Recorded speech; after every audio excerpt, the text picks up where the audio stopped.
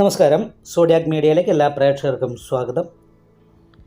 മീനശനി ഇടവവ്യാഴം 1200 കൊല്ലവർഷം മീനമാസം 30 ഞായറാഴ്ച ഉദയാദി 50 നാഴിക 20 വിനാഴികയ്ക്ക് ചോതി നക്ഷത്രവും കൃഷ്ണപക്ഷ പ്രതിപദ തിഥിയും പന്നിക്കരണവും വജ്രനാമ ചന്ദ്രാർക്ക യോഗവും കൂടിയ ദിവസം തുലാക്കൂറിൽ മകരലഗ്നത്തിൽ പൃഥ്വിഭൂതത്തിലാണ് ഈ വർഷത്തെ മേഷ വിഷു സംക്രമം വരുന്നത്.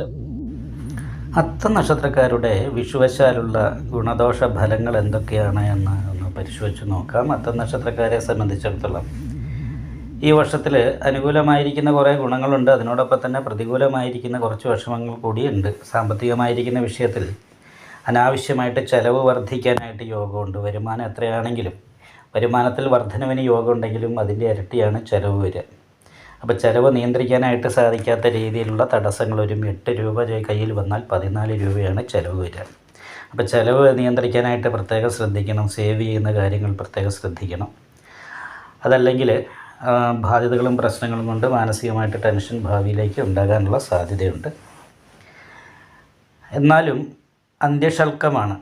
അപ്പോൾ അന്ത്യശൽക്കമായത് കാരണം കൊണ്ട് ജനങ്ങൾ നല്ല അഭിപ്രായം പറയുന്നത് കേൾക്കാൻ ഇടവരും. ചെയ്യുന്ന തൊഴിൽ നേതൃസ്ഥാനത്ത് എത്തിച്ചേരാനായിട്ട് യോഗമുണ്ടാകും.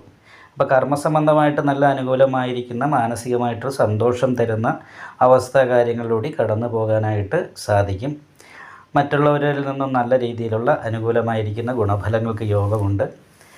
അതായത് മറ്റുള്ളവർ നല്ല അഭിപ്രായം പറയുക, അതേപോലെ നമ്മളുടെ വിശ്വാസത്തിലെടുക്കുക, ഇങ്ങനെയുള്ള കാര്യങ്ങൾ നമ്മളുടെ വാക്കിന് വിലയുണ്ടാകുന്ന ഒരു വർഷമാണ്. അതുപോലെ തന്നെ ഗവൺമെൻറ്റിൽ നിന്നുള്ള അനുകൂലമായിരിക്കുന്ന ഗുണഫലങ്ങൾ കൂടി അനുഭവിക്കാനായിട്ട് യോഗമുണ്ട്.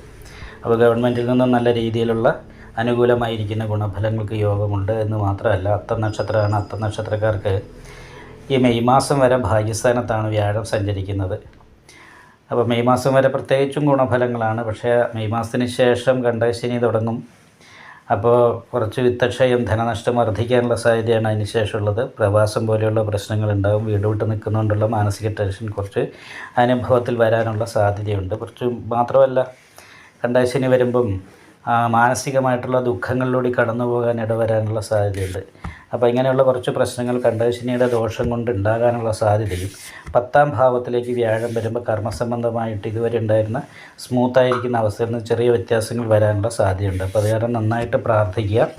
അനാവശ്യമായിട്ട് ചിലവ് വരാതിരിക്കാനായിട്ടുള്ള ശ്രദ്ധ നല്ല രീതിയിൽ ഉണ്ടാകാനും ശ്രമിക്കണം.